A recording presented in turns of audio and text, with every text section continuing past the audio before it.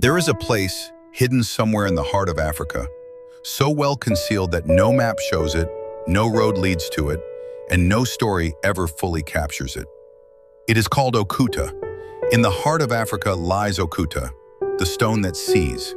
Okuta is not a village, not a town, but a living land. The trees hum like flutes in the evening. The rivers never overflow. The moon hangs lower in the sky as if listening to the whispers of the soil. The water heals everything. Wounds vanish, the blind see, the dying live. But no one in Okuta lives beyond 70, no matter how healthy, no matter how young they look. The land gives, but it takes too. Some have tried to stop the clock. They begged the heartstone. They drank the water every hour. But when the time comes, the land whispers their name, and they sleep forever. No one stumbles upon Okuta by accident. Agnes had lost her husband, Jaja his family, Okakbi his purpose. They found Okuta when they had nothing left. They didn't know how they got to the mystical land. They had no idea where they were, but there was this level of peace they felt inside that ruled out fear. Instead, they felt comfort. A lot of questions that needed answers. But once they enter Okuta, the land welcomes them, remembers their names before they speak, and heals them without asking. Agnes was healed of her grief, and it was like she found her lost hope. Jaja could literally feel that his mother is somewhere very close, watching him. Okakbi said, "What I feel right now is peace.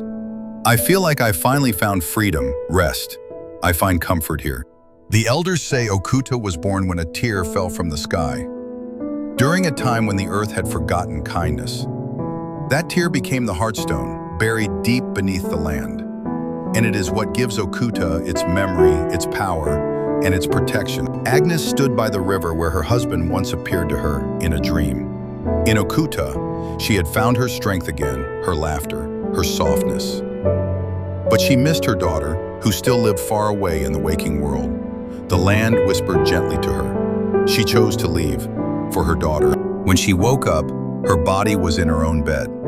Her illness was gone, her heart was healed. But she could not remember where she had been. Only the scent of wet earth on her bedsheets and a drumbeat in her chest that never stopped.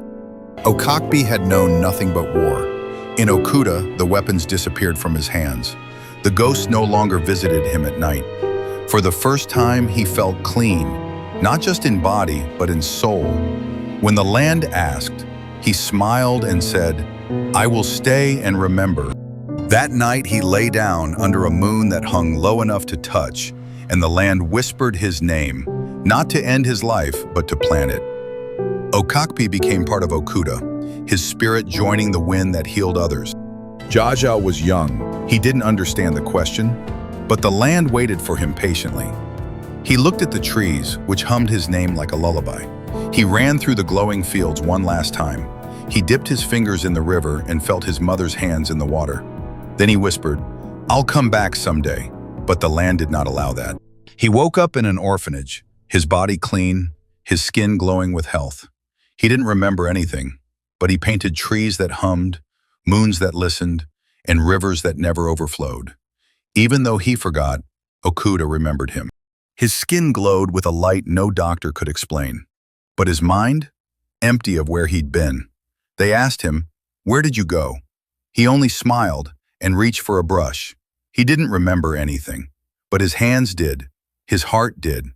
The wind that passed through Okuta was now moving through him, because even though he forgot, Okuta remembered him. And some memories don't need remembering to be true.